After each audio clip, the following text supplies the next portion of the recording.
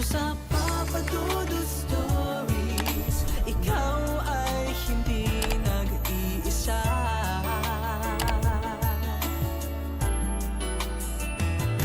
Dito sa Papa Dudut Stories, may nagmamahal sa'yo.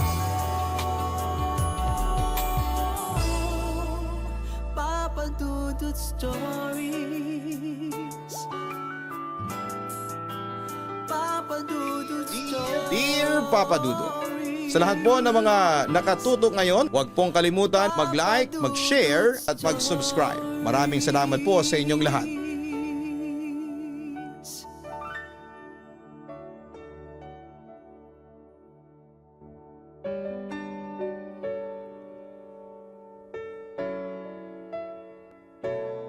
Kumusta na kayong lahat?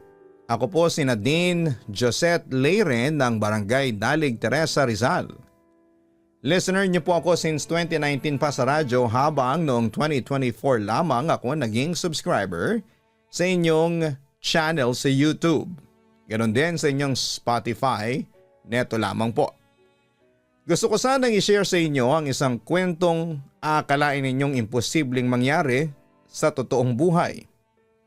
Pero nangyari talaga sa akin. Maraming bagay tayong hindi maintindihan at maraming bagay tayong mahirap ipaliwanag. Ang buhay ay puno ng misteryo, katulad na lamang ng mga panaginip ko. At marahil ay iilan na lang ang naniniwala dahil sa moderno na ang mundo. Habang tinatype ko ang aking kwento ay alam kong mahahati ang pananaw ng bawat bumabasa rito. Siguro may naniniwala at may mangilan-ngilan na iniisip na yon ay kwentong katang-isip. At maraming mag-iisip na ako'y nababaliw. Maraming mga tanong, maraming haka-haka. May nagka-question kung bakit ako nasaktan o kung bakit ito'y may kulay kung panaginip lamang. Maski ako dati nagtataka, naghahanap din ako ng sagot at inaasa ko yon sa internet. Subalit dumating ako sa puntong iniisip ko noon na maaaring may sakit ako sa pag-iisip, kaya tinigil ko na hanggang sa kinalimutan ko na nga. Sinikap kong ituon ang sarili ko sa mga importanteng bagay, ngunit sadyang ayaw yata ng tadhana. Dahil 3 taon na yata ang nakaraan nang isubo sa akin ng kapalaran ng matagal ko nang hinahanap na kasagutan. Papa Dudut, lumaki ako na maayos ang buhay ko. Masayang pamilya, mababait na mga magulang, at maayos na pamumuhay. Pero sa kabila ng masaganang buhay ay may bumabalot na kababalaghan sa akin na hindi ko maintindihan. Nagsimula ang lahat nung tumungtong ako sa edad na 13 anyos. Bigla na lamang akong nagulat nang may sabihin sa akin yung mga kaklase ko na meron daw akong kamukha na nagpapakita sa kanila. Noong una akala nila ako. Pero noong titigan nilang mabuti ito at napansin daw nilang iba ang aura nito kumpara sa akin. May pagkakataon ding nakikita ng mga kaklase ko na tila merong babaeng kamukha ko ang sumusunod sa akin. Noong una ay binabaliwala ko lamang yon dahil tinuro sa akin ng mga magulang ko na huwag maniwala sa mga multo at mga paranormal beings. Pero noong napapadalas na yung tila pagpapakita ng kamukha ko sa mga kaklase at kaibigan ko, na-curious na ako at bahagyang natakot. Hanggang sa isang gabi, may na-experience na akong hindi ko maipaliwanag. Natatandaan ko pauwi na ang lahat ng students sa school. Nagsilabasan na lahat pero kami ng mga kagrupo ko ay natira pa. Gawa ng may practice pa kami para sa aming performance task. Dahil gutom, nag-decide muna kami na bumili muna sa 7-Eleven and kasama ko ang best friend ko. After naming bumili ay bumalik na agad kami sa school since magsisimula na ang practice. Pagdating namin sa school, pumunta bigla yung kaklase kong isa at ang sabi niya akala ko nasa room ka na din. Nag-wave pa nga ako sa iyo tapos nag-wave back ka din. Nagtaka na kami ng best friend ko dahil kasama ko siyang bumili sa 7-Eleven. Sabi ng best friend ko sa kanya na hala baka namamalik mata ka lang. Gawa bumili kami sa labas. Hindi at di naman malabo ang mata ko. Sure talaga ako na ikaw yung nakita ko na din. Insist ng kaklase kong yon. Pagkatapos noon papadudot ay bigla kaming napatingin sa room namin. Tapos doon namin nakita yung sinasabi ng classmate namin. Kamukhang kamukha ko yung mga nasa classroom namin. At nagitla ako sa nakita ko. Bala ko sanang lapitan ang kamukha ko nang biglang nag-brown out ang buong paligid. Siyempre nagsigawan ang mga kaklase ko sa takot. Pero sandali lang naman yon at bumalik din ang ilaw pagkaraan ng ilang segundo. Hinanap ko yung nakita kong kamukha ko pero naglaho ito kasabay ng pagkawala ng ilaw sa classroom namin. Tumakbo kami ng best friend ko bigla sa advisor namin at sinabi yung nangyari.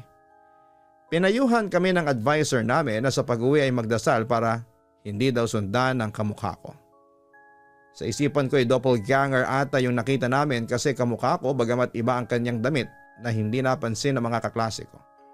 Parang damit noong 1970s or 1980s. Pag-uwi ko sa bahay ay agad kong kinuwento yon sa mga magulang ko. Pero pinayuhan lang nila akong kumain at magdasal. Pagkatapos naman ng experience namin yon papadudot, ay napaisip na ako kung sino yon o kung anong klase talagang nilalang yon.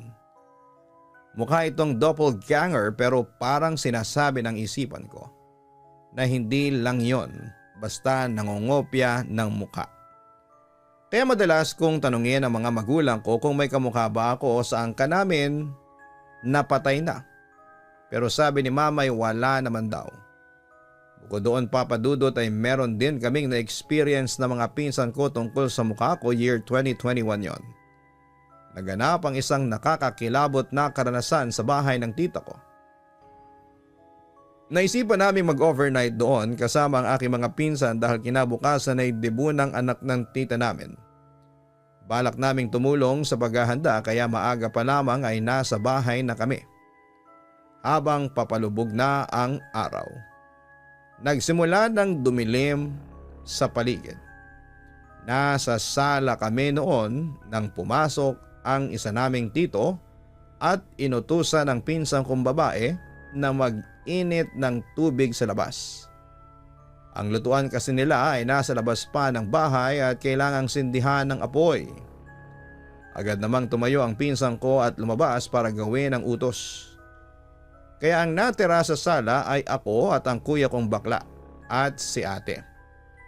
Pagkalabas ko ay wala akong kaalam-alam na may bumalik pala doon na kamukha ko. Nagaya daw ito sa kuya ko na umakyat sa rooftop para magpahangin at tingnan ang tanawin.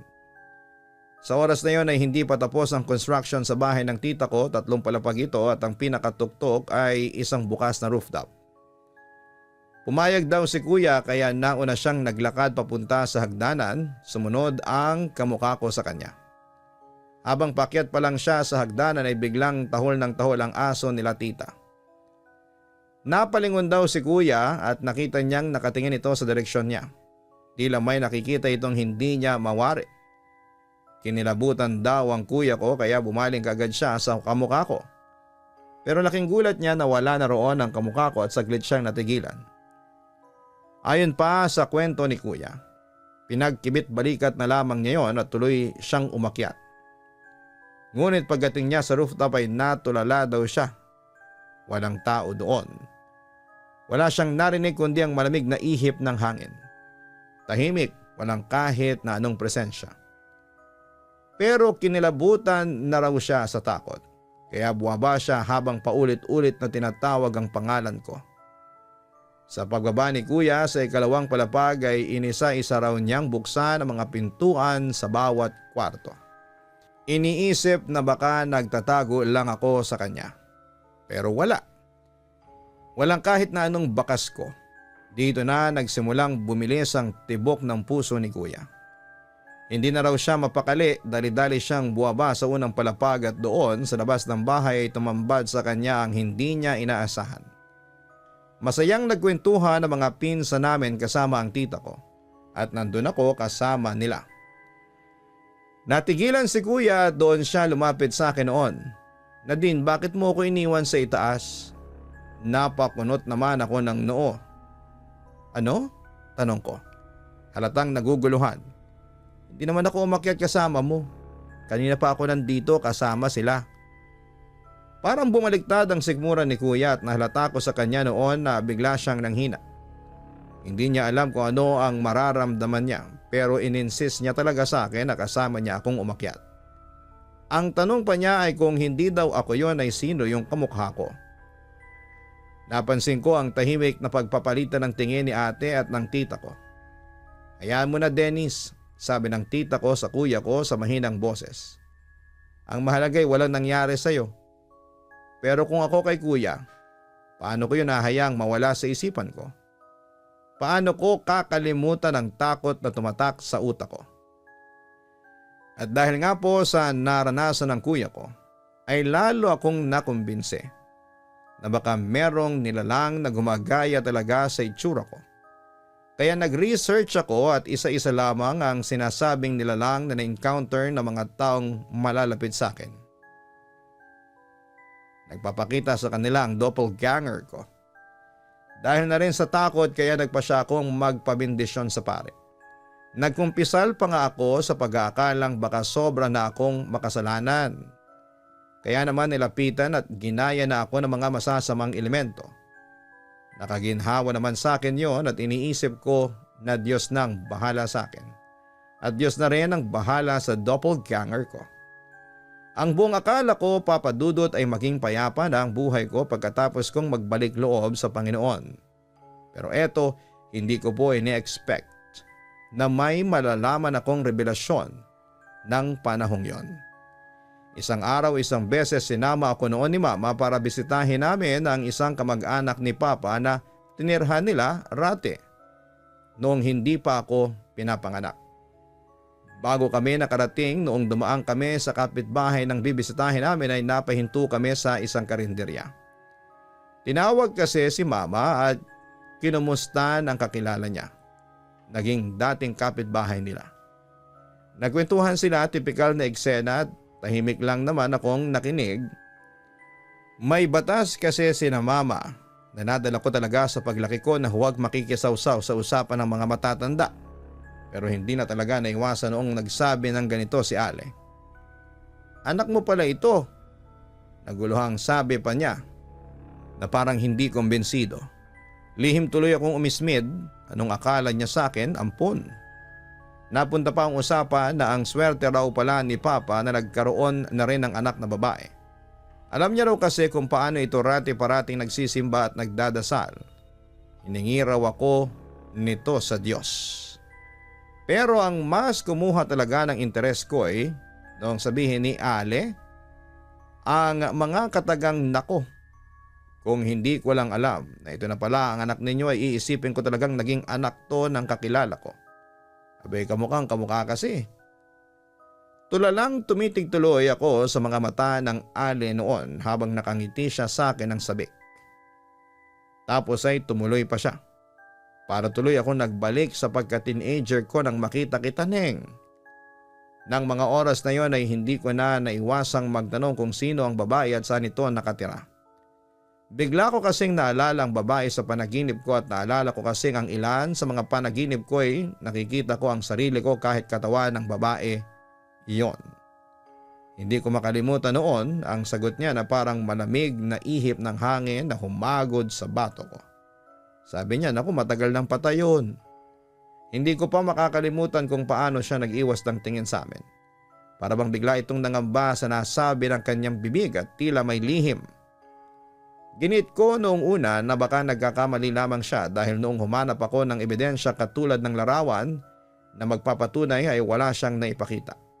Pero pinanindigan pa rin ito na para talaga kaming pinagbiyak na bunga. Sabi pa nga niya na kung nagdududa raw ako, sumama ako sa probinsya nila para sa reunion nilang magkakabatch noong high school. Papatunayan niya raw sa akin na hindi siya nagsisinungaling. Mga kaklase na raw niya ang magpapatunay noon. Pero hindi na nangyaring nakasama ako. Namatay kasi siya sa sakit nito sa kidney bago pa man yung petsa ng planado nilang reunion. Mabuti na lang bago siya namatay ay naitanong ko pa sa kanya ang pangalan ng babae at address ng probinsya nila. Noong una'y nagdalawang isip akong puntahan ng lugar dahil hindi tumugma sa address ng panaginip ko. Pero tinulak pa rin ako ng kuryosidad dahil magkatugma naman kasi ang pangalan. Pero natakot rin akong pumunta. Sino ba namang tanga na pupunta sa lugar kung saan ay matagal nang patay ang kahawig ng iyong mukha?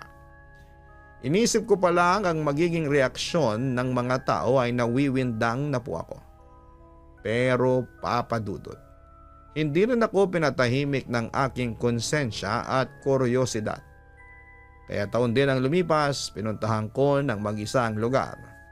Kalahating araw din ang ginugol ko sa biyahe sakay ng bus. Pagkarating ko roon ay nakita ko ang kabagalan ng pagde-develop ng kapitan sa kanilang lugar. Maputik at sira-sira kasi ang daanan tapos ay puro puno lang din ang makikita mo. Bago ko noon bumaba ng bus ay nagsuot ako ng sombrero at face mask. Mas minabuti ko kasing walang makakita ng aking mukha. Sa totoo lang ay hindi ko sukat akalain na nasa malapit lang pala ang inaakala kong malayong address. Dahil imbes na pangalan ng buong bayan ay pangalan lang pala ng sityo niya ang ibinigay niya sa panaginip ko. Bago ko sinimulan ang bala ko'y ipinagtanong ko na muna ang pangalan ng babae. Siniguro ko kasi munang nakarating siya dito upang hindi ako magaksaya ng oras. At sa gulat ko ay kilala nila ang babae. Tinuro kaagad nila sa akin ang bahay na nasa dulo pala ng bayan. Pero binawi rin nila na matagal na raw na wala na ito roon. Isang kamag-anak na lang nito ang nakatira sa bahay. Pinuntahan ko ang sinabing bahay kahit alam kong maaring wala akong mapala kung wala na rin ang pamilya nito. Nadatnan ko ang isang pamilyadong lalaki at maliit nitong mga supling na naglalaro sa labas ng kanilang kubo. Maayos naman niya akong tinanggap. Kahit na hindi niya ako kilala at hindi niya kita ang mukha ko. Hindi na rin ako noon nagpaligoy-ligoy at nagtanong kaagad tungkol sa babae. At kung nasaan na rin ang pamilya nito at bakit sila ang nakatira dito. Nung una'y kinagulat niya ang pag-uusisa ko. Ayaw pa nga niyang magbigay ng impormasyon at mababasa ko sa mga mata nito ang pagdududa sa pagkatao ko. Pero kalaunan ay bumigay din siya. Dinaan ko kasi sa pa-close-close na usapan at sinabi kong kasali ako sa isang real estate na kumpanya at may interes na bilhin ang lupa nila. Ginamit ko pa ang uncle ko at presidente ng proyekto nila. Siniwalat nitong matagal nang namatay ang may-ari ng lupa, magulang ng babae. Nagpakamatay daw ang lalaki habang namatay naman sa lungkot ang babae. Ang rason na ibinigay naman niya kung bakit ay dahil sa biglang pagkawala ng nag-iisa nilang anak na babae. Hindi na raw kasi ito nakauwi matapos ang klase. Labis daw na pagdurusa ang naramdaman ng mag-asawa lalo't lumipas ang mga taon noon na hindi na talaga ito nakauwi hanggang sa dumating na lamang sa puntong isa-isa silang namatay. Tapos ang malungkot. Nang matagpuan naman na ang babae sa bundok ay patay na ang mga magulang nito. Huli na. At ang talagang huli na dahil kalansay na lamang din kasi nito ang natira. Nakilala ito dahil sa suot nitong uniforme, relo at ilang gamit sa eskwela na nasa malapit lang kung saan siya nakita. Subalit sa kahabaan ng kwento ay nanlumo naman ako. Wala raw kasing kaso na naganap noon. Hindi rin daw pinagtuunan ng pansin ng dating kapitan ang kaso nito hanggang sa malimot na lamang ng panahon. Hindi rin malinaw ang kinamatay nito. Ito rin ang dahilan kung bakit walang naitala sa balita tungkol sa minsang kilabot na balita sa lugar nila. Isang bagay na lumitaw sa akin kung bakit hindi ko mahanap sa internet ang pangalan niya. Mas nanlumo rin ako nang malaman kung pipi at bingi palang babae. Nagkasakit kasi ito noong bata pa at naapektuhan ang pananalita at pandinig. Pero kahit na ganoon ay hindi naman daw ito natigil sa pag-aaral dahil marunong na itong bumasa at sumulat. Sa katunayan nga ay matalino raw ito at parating honor student. Sa kahabaan ng usapan namin ay nakiusap ako kung may larawan siya ng pamilya. Pinagbigyan naman niya ako at naglabas ng isang lumang album na inaalikabok pa. Pumakli ako sa mga pahina at sa unang pagkakataon ng buhay ko roon, walang naranasan ang kilabutan ng husto. Nang makita ko ang solong larawan ng babae, ang inakala kong doppelganger. Parang tuloy akong nagpa-photoshoot at ang tema ay 80s dahil totoo nga nahawig kami at sa buhok lang nagkaiba. Bago ko umuwi ng araw na yon ay dinalaw ko pa ang puntod niya at nasa bayan lang din kasi nila ang sementeryo nila. Nalaman kong nakalibing siya sa tabi ng mga magulang niya. Ang natirang mga kamag-anak niya ang nagdesisyon para kahit paano raw ay magkasama sila. Umalis ako noon na parang nabuo ako. Nasagot kasi ang maraming tanong sa mga panaginip ko. Alam kong ang babae na yon ang pinagkamalang kong doppelganger kahit na hindi ko may paliwanag kung paano. Tanging paniniwala lang ang meron ako. Ang tanong na lang sa akin ay bakit kami magkamukha? Ako kaya ang reincarnation noong babae? Hindi man ako naniniwala sa reincarnation noong una. Nang malaman ko ang kasagutan sa likod ng aking kamukha ay baka nga ako ang reincarnation niya. Tapos yung pagpapakita niya sa akin at sa mga kaibigan, kaklase at kamag-anak ko ay tila reminder lamang sa akin na diskubrehin ko ang aking nakaraang buhay. Sa kabilang banda ay nalulungkot ako kasi hindi ko naibigay sa kamukha ko ang maaaring nais niya sanang hustisya. Hindi ko kasi alam kung paano ko yon sisimulan. Ganun pa man ay hindi pa rin ako tumigil sa pag-discover kung ano pang meron o kung ano pang detalye ang malalaman ko tungkol sa aking past life. Papadudot alam kong maraming reservations ang tao pagdating sa mga ganitong usapin tulad ng reincarnation. May mga hindi naniniwala at ayos lang yon sa akin. Hindi ko naman sila pipiliting maniwala. Kahit na curious ako sa past life ko. Ang importante pa rin sa akin ay yung buhay ko sa ngayon. Kaya ginawa ko ang lahat para maging maayos at asenso ang aking buhay. Hanggang dito na lamang muli, maraming salamat at magandang araw po sa inyong lahat. Lubos na gumagalang, Nadine. Maraming salamat Nadine sa pag-share mo ng iyong kwento sa aming programa. May ilang kwento na tayong naitampok tungkol sa reincarnation, pero ito lang ang tatandaan po natin. What matters most is the present. Ang intindihin po natin ay ang buhay na meron tayo sa ngayon at gawin natin ang lahat para maging maayos, tahimik, masagana at makadiyos. Kung totoo man ang reincarnation ay hindi na mahalaga kung sino ka noong nakaraan. Kasi past na yon. Lumipas na yon. Muli kang pinanganak para sa panibagong buhay na tatahakin mo. At yon ang dapat na intindihin mo.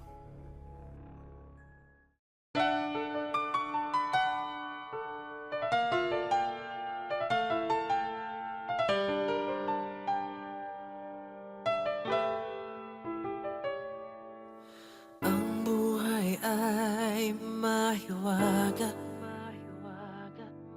laging may lungkot at saya. Sa Papa Dudut Stories, laging may karamay ka.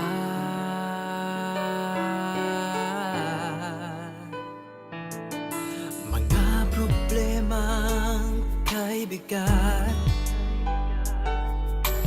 dito ay pakikinggan ka.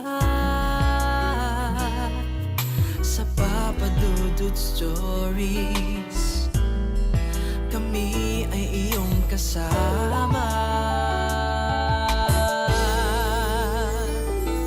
Dito sa Papa Dudut Stories, ikaw ay hindi nag-iisa.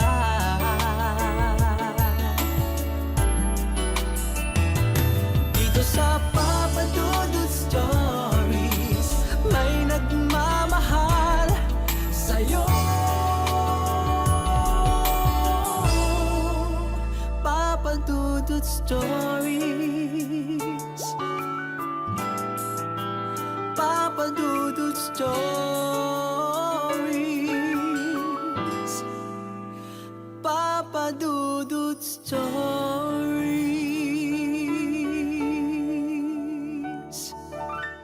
Matakot, kabahan sa mga kwentong nakakagimbal sa Kaistorya YouTube channel with daily post at 7 p.m.